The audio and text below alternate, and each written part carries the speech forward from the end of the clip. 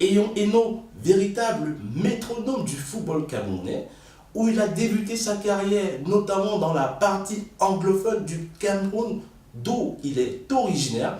Ensuite, a rejoint l'Afrique du Sud, où il a évolué durant quelques saisons.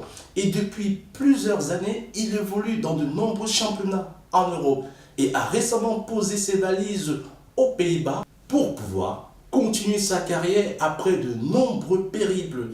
C'est donc ainsi que de manière exceptionnelle, il nous a ouvert ses portes pour nous relater la partie intime de sa foi chrétienne, dont d'ailleurs, il le dit si bien, il est avant tout un chrétien avant d'être un footballeur.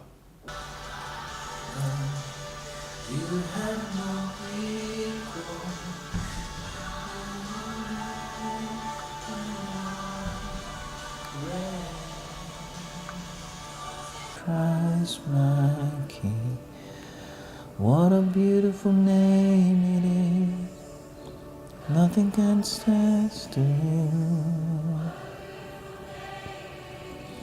the name of Jesus.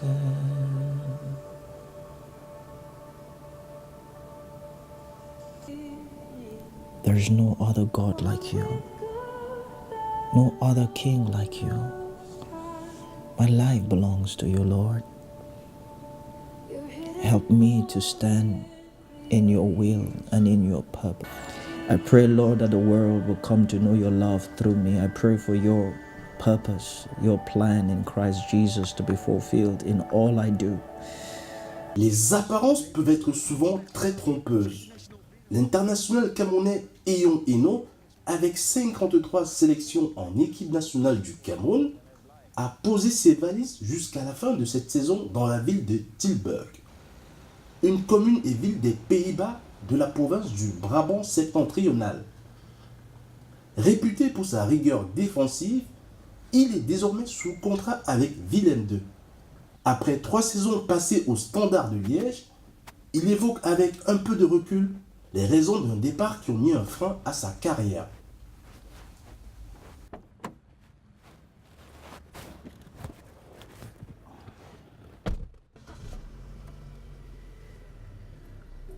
Mon contrat était fini au Standard et j'étais un joueur libre. Selon mon projet familial aussi, parce qu'en tant que football professionnel, il faut toujours calculer ton carrière avec la famille. Donc mon objectif était de trouver un club en Angleterre qui me rapprochera de la famille parce que j'ai passé la plupart du temps en Belgique et la famille était à Amsterdam. Donc, et ça devient de plus en plus un peu difficile pour ma femme. Donc j'étais obligé d'essayer de trouver un truc là-bas. Mais malheureusement, ça n'a pas marché comme je le pensais. Vers les dernières minutes, il y a des choses qui sont changées. Donc j'étais obligé de rester là à la maison pour quelques mois. En tout cas, j'ai eu en janvier, je voulais vraiment jouer pour reprendre un peu de rythme. Et puis j'ai eu contact avec Willem II. Et j'ai signé un contrat avec eux pour reprendre le rythme. Pour l'instant, ça va bien. Est-ce qu'aujourd'hui tu es assez satisfait de ton arrivée dans ce club? Est-ce que tu as le sentiment que le club suit exactement ta progression? Certainement, ils étaient vraiment contents, surtout les joueurs qui étaient là, parce que selon ce que j'ai déjà fait aussi aux Pays-Bas, et on me connaît à l'Ajax, on me connaît à l'équipe nationale du Cameroun, regardez à la télé et qui me voient maintenant en personne et puis connaissent mon expérience, pour eux c'était vraiment un boost. C'était pas juste en tant que joueur que j'étais venu, c'était aussi en tant que personnalité pour encourager, parce que l'équipe n'était pas dans une bonne situation. Ils avaient perdu beaucoup de matchs et il fallait gagner pour remonter, pour essayer de ne pas descendre. Vraiment ça manque, ça manque. Parce que quand tu es habitué chaque jour à l'entraînement, match, week-end, entraînement toute la semaine, match, week-end, c'est déjà une routine. Et si tu arrêtes 1 mois, 2 mois, tu fais aucune de choses là. C'est vrai que je m'entraînais individuellement avec un entraîneur privé, mais c'est pas pareil. Et c'était où? En Angleterre. D'accord. Ouais, C'est-à-dire que c'est en Angleterre que tu es resté pendant ta blessure en fait? Ouais. Et comme ça, pendant cette période-là, je passais beaucoup de temps avec la famille. Mais c'est pas la même chose que t'entraîner avec une équipe. C'est complètement différent. Est-ce que pour la première fois que tu es resté 7 mois sans jouer au football, et qui t'a mis aussi dans une période où tu étais sans club, est-ce que ça t'a fait douter du milieu du football? C'est sûr, dans le monde de foot, c'est comme dans toutes les professions, dans toutes les carrières. Dès que tu es dans une position de difficulté, tout le monde sent le doute. Ce n'est pas que les footballeurs, c'est aussi dans tous les boulots du monde. Et je pense que notre travail est pareil avec les autres professions. Le spectre de la religion, dont il est si fier, n'a jamais cessé d'alimenter les chaumières et notamment les réseaux sociaux. Il se définit lui-même comme étant un chrétien avant d'être footballeur. Et c'est avec plaisir qu'il revient sur son épopée des Jeux universitaires du Cameroun. Ouais, pendant les FENASCO, surtout quand j'étais à l'université de Boya, c'était ma vie, c'était comme ça. Je parlais chaque fois de Dieu, je priais partout et tout le monde qui était à côté de moi, et même si tu aimais ou tu n'aimais pas, tu allais entendre un truc qui concerne Dieu. Et ouais, tout le monde me connaissait. Pour moi, ça faisait partie de ma vie et je le sentais déjà que c'est un chemin que le Seigneur voulait que je marche. Donc ce n'est pas un truc qui était surprenant. La plupart des gens qui étaient à l'université savaient déjà ça et ils m'avaient déjà connu comme ça. Et certains m'appelaient déjà pasteur et il y a d'autres qui m'appelaient d'autres noms. Mais je ne voyais pas ça en tant que pasteur ou en tant qu'un autre nom. Je voyais ça juste comme quelqu'un qui a une vocation pour parler beaucoup de Dieu et aussi montrer par exemple une certaine manière de vie. Lorsqu'on a dit de lui qu'il aurait mis un terme à sa carrière pour sa vocation religieuse, il reste égal à lui-même. Ouais, c'était un peu surprenant d'entendre ou bien d'écouter ou voir quelques messages. Les gens pensaient que j'ai arrêté le foot à cause de ma vocation ou bien mon croyance en Dieu ou bien je vais arrêter pour commencer à prêcher l'évangile. Je pense que mon carrière, ça fait partie de mon appel, ça fait partie de mon vocation. Il y a les gens que normalement tu ne peux pas voir dans une église, mais moi je peux les voir sur un stade de foot ou bien sur une séance d'entraînement. Donc ça c'est ma place, ça c'est mon monde de vie. Et pendant ces périodes que beaucoup de gens ne m'ont pas vu jouer, c'est pas parce que j'avais arrêté le foot pour concentrer à être pasteur ou quoi que ce soit. C'était juste une période que j'étais un peu blessé aussi. J'avais retiré un peu pour passer du temps avec la famille. Et comme j'avais un peu de temps, j'étais à l'église plusieurs fois. Et j'avais du temps pour partir à l'église comme j'avais pas avant. Ça m'a permis aussi de partager la parole, d'être sur Facebook et partager quelques messages. Des messages qui, justement, le jour de son anniversaire, ont sonné pour lui comme un moment très spécial. Hello Vic, happy birthday. This is just a little video for you from people that care a lot about you. So I'll let you see them. Happy birthday to you. Wow.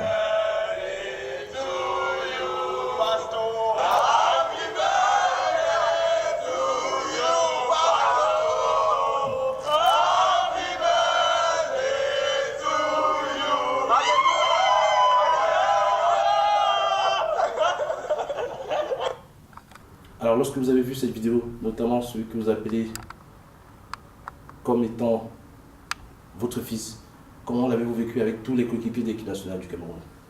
Ouais, j'étais plein d'émotions. Quand j'ai vu la vidéo qu'il m'a envoyée, dès que j'ai appuyé sur play, je le vois. Je pensais qu'il voulait juste faire un petit court message. J'ai dit joyeux anniversaire, grand frère. Pour moi, je pense depuis que je suis là, c'est l'un des meilleurs cadeaux d'anniversaire que j'ai jamais reçu. C'est une vidéo qui a provoqué beaucoup d'émotions en moi. Et pour voir mes jeunes frères penser à moi comme ça et tous ensemble me saluer. C'est vrai qu'ils ont utilisé Pasteur pour certains d'eux, comme Kanjo, comme pour Aboubakar, je leur parlais chaque fois de ma foi et je partageais les versets dans la Bible et ça que je priais parfois à l'équipe. C'est à cause de ça qu'ils parlaient de Pasteur. Mais en dehors de ça, ils savaient que j'ai essayé de faire mon mieux comme un grand frère dans l'équipe pour le faire, pour être ouvert à tout le monde, pour être là pour tout le monde et aussi pour montrer l'exemple en tant que joueur pour l'équipe nationale. Dans une ambiance si chaleureuse en sélection, le témoignage d'une anecdote s'imposa. L'anecdote qui m'a marqué à l'équipe nationale, j'arrive à l'équipe nationale, des gens que j'ai déjà vus sur la télé, les Samuel, les Rigobert, les Jérémy, les Vomé. Et j'arrive comme ça à l'équipe nationale, je vois tous ces gens-ci. C'était un rêve. Et première séance d'entraînement, je m'entraîne avec eux. Et j'ai beaucoup de tension. Mais après l'entraînement, le grand frère Rigobert m'appelle et dit « Petit, tu as un grand cœur. Si tu continues comme ça, tu seras l'un des capitaines de l'équipe nationale. » Là, c'est un truc qui m'a affecté. Et sur la base de quoi il vous a dit ça? Je sais pas. Je sais pas, en tant qu'un aîné, en tant que quelqu'un qui a joué à l'équipe nationale depuis quelques années, il a les choses qu'il voit que peut-être en tant que jeune, je ne vois pas. Donc il était le seul qui a vu certaines choses et puis il m'a parlé comme ça. Et il a dit, restez comme tu es, reste humble, continue à bosser. Et moi, je ne pensais pas être capitaine, je n'ai jamais pensé à ça. Mon but était juste j'étais juste fier d'être à l'équipe nationale. C'est un rêve pour tous les jeunes Camerounais qui jouent au foot. Et apporter tout ce que je peux à l'équipe nationale, à mon niveau que je peux. C'était mon but. Mais quand il m'a parlé comme ça, j'ai senti que ça veut dire qu'il y a beaucoup d'autres choses que je peux apporter en dehors de jouer seulement au foot. Et parmi les grands frères que vous avez cités, quel est le grand frère qui vous a le plus marqué? On peut parler de Samuel, on peut parler de Jérémy, on peut parler également de Rigobert Song. Lequel des trois, ou peut-être un autre encore comme Kala Kongor, si vous n'avez peut-être pas connu? Bon, je n'ai pas connu Kala, mais j'ai connu l'emblématique Rigobert Song. Je pense que pour tous les joueurs qui arrivent à l'équipe nationale, qui voient Rigobert, il marque tout le monde. Parce que dès que tu le vois de loin, un combatteur, c'est un guerrier, et puis tu arrives, il est très humble, il est très simple, il est à cœur ouvert avec tous les jeunes qui viennent. Il m'a vraiment remarqué comme un leader. C'est son plan comment il accueille beaucoup de jeunes qui sont arrivés à l'équipe nationale à l'époque quand je suis venu. C'est sûr que presque tous les aînés m'ont marqué d'une certaine manière ou l'autre. Rigobert m'avait vraiment marqué, il m'a frappé l'œil. Et je me rappelle la première fois aussi que j'ai vu Samuel. On était en stage en Belgique, à Bruxelles. Et je suis parti dans sa chambre pour le saluer. C'est sûr que Samuel, c'est quelqu'un qui suit tous les jeunes Camerounais partout. Et puis déjà, il avait regardé l'un de mes matchs en Europa League contre Marseille. Et je suis parti pour me présenter, pour les saluer.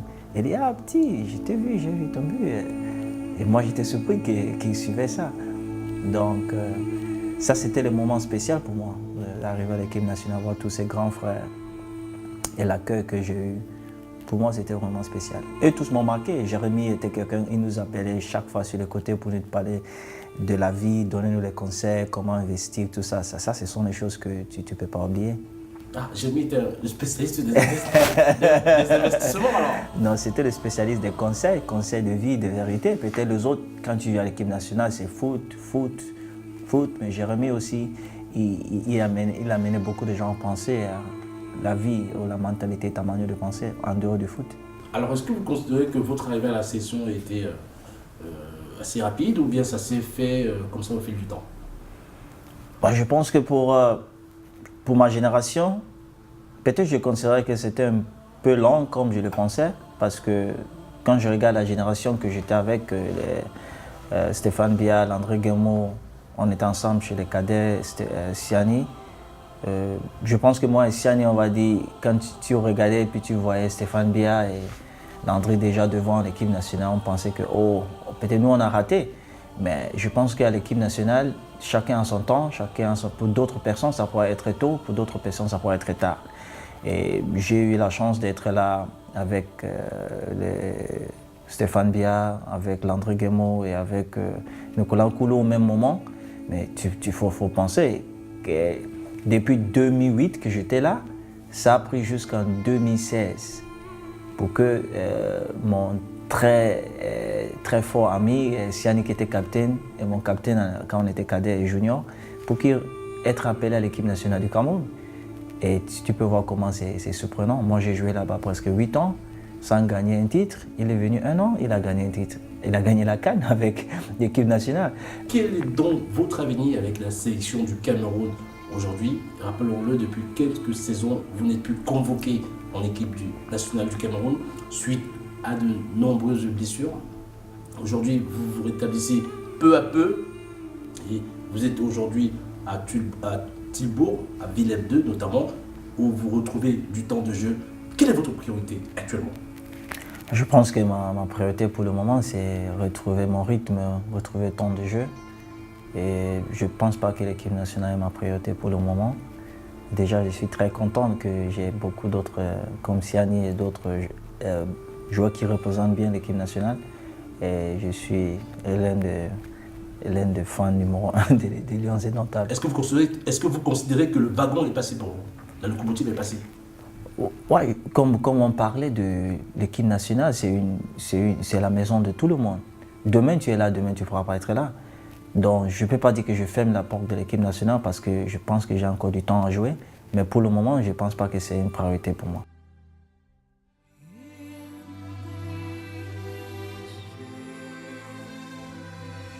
Eyon Eno, personnage atypique du football, ne dissimule néanmoins pas une absence qu'il vit avec amertume.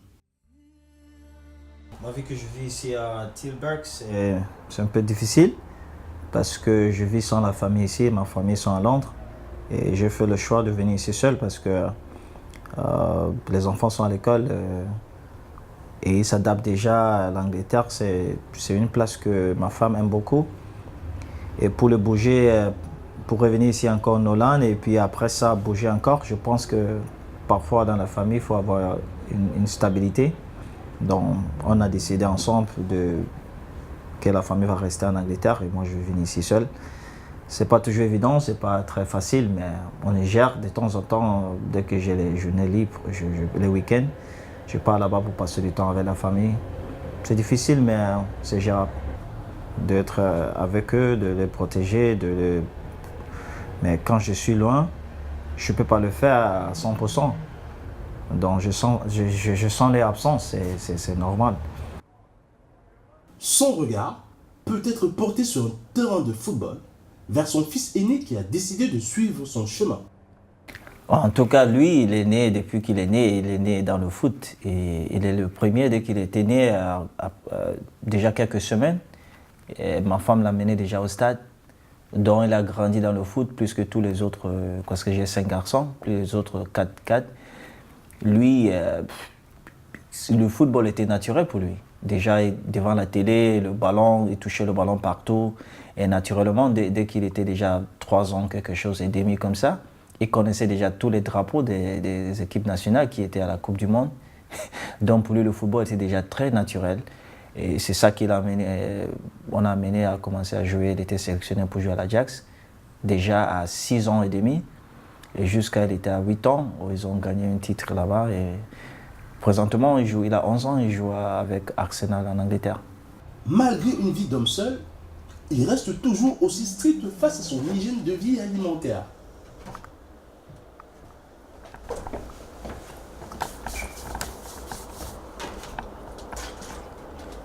Ça, ce sont mes jus préférés. Je bois jus d'orange. On va mélanger un peu avec jus de pomme.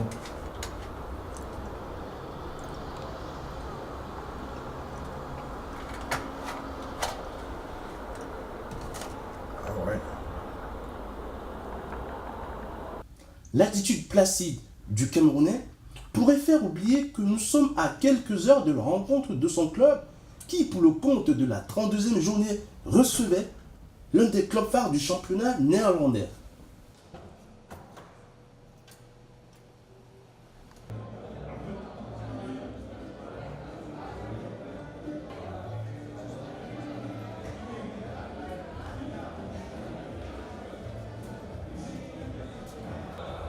Malgré la défaite 1-5, pour une rencontre à très peu d'enjeux, l'ex-international nigérian et ex-prodige du PSG, Bartholomé Ogbetje, devenu coéquipier d'Eyon Eno à Villepinte 2, apporte à son tour son avis sur le cas Eno.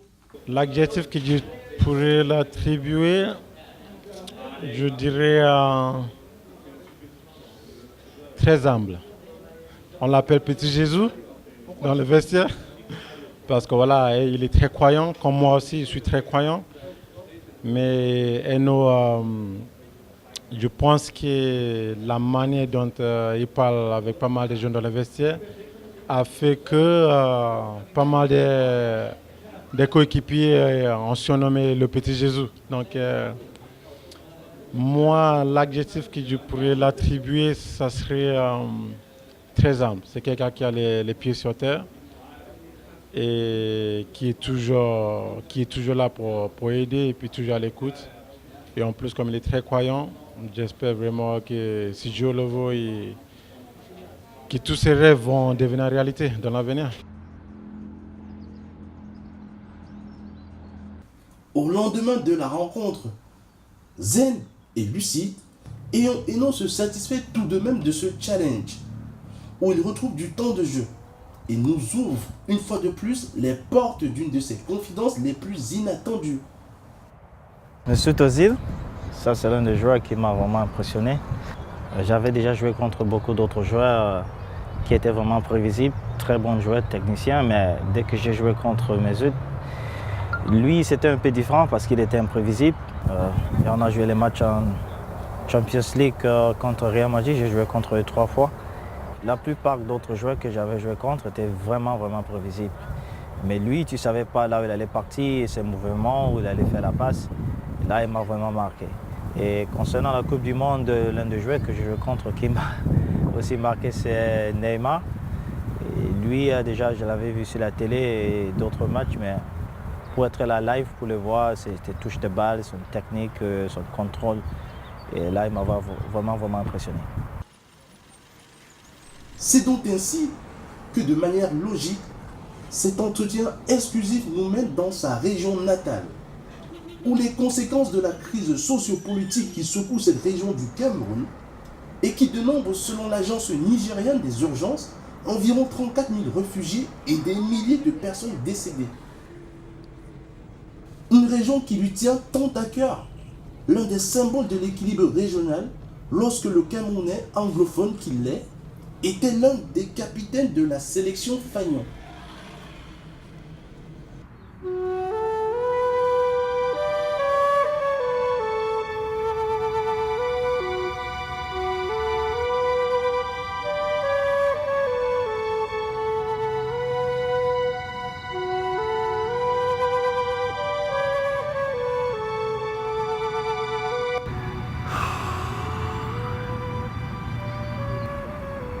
Vraiment, c'est une situation très touchante que je ne souhaite pas à aucune nation de traverser ça. C'est vrai que la plupart des gens l'appellent une crise anglophone. Moi, personnellement, je pense que c'est une crise camerounaise. Et ça affecte, c'est un truc qui affecte toute la nation. Je ne pense pas que quand mon doigt a mal ou bien mon pied a mal, je dis que c'est notre partie, si ça fait partie de mon corps. Et si j'ai mal quelque part, ça affecte tout mon corps. Donc je pense qu'il faut l'appeler une crise camerounaise et il faut le regarder comme ça. Et c'est le seul moyen qu'on pourra trouver une solution pour ce genre de problème. Dès que j'ai entendu de cette, j'ai commencé à voir les images ou entendu de tout ce qui se passe, ça m'a vraiment touché.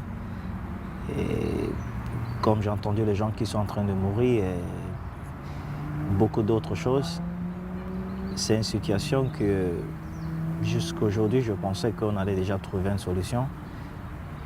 Et j'espère que ça sera très vite trouvé. Sinon, ça déroule chaque jour et ça devient d'autres choses. Et ça fait vraiment mal au cœur en savant que le Cameroun, normalement, nos mots qui nous guident en tant qu'un pays, c'est le travail, paix et la patrie. Et là, on ne sent pas qu'il y a la paix. On doit faire tout pour trouver cette paix qui caractérise ce pays qu'on a tant aimé et puis on attend être fier d'être Camerounais. De plus en plus de sportifs de haut niveau assument ouvertement leur foi religieuse, tels que l'international brésilien David Luiz, l'ex-ballon d'or Kaka, l'international ivoirien Yapi Apo font partie de ces sportifs qui ont fait du Christ le centre de leur vie. And I thank you for your presence in my life and for helping me by your Holy Spirit to walk in line with your plan and purpose. Receive all the praise and all the glory this day, Lord. In the name of Jesus. Without you, I'm nothing. Without you, I'm nothing. Without you, I'm nothing. Without you, I'm nothing. I declare your greatness, Lord. All that I am is only in you. I pray, Lord, you would use my life as a light to many, to bring many to the consciousness of who you are, a revelation of your person, of your love, your grace, and your mercy.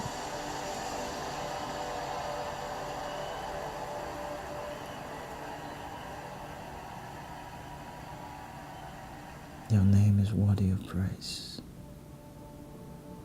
Thank you, Father. Thank you, Lord.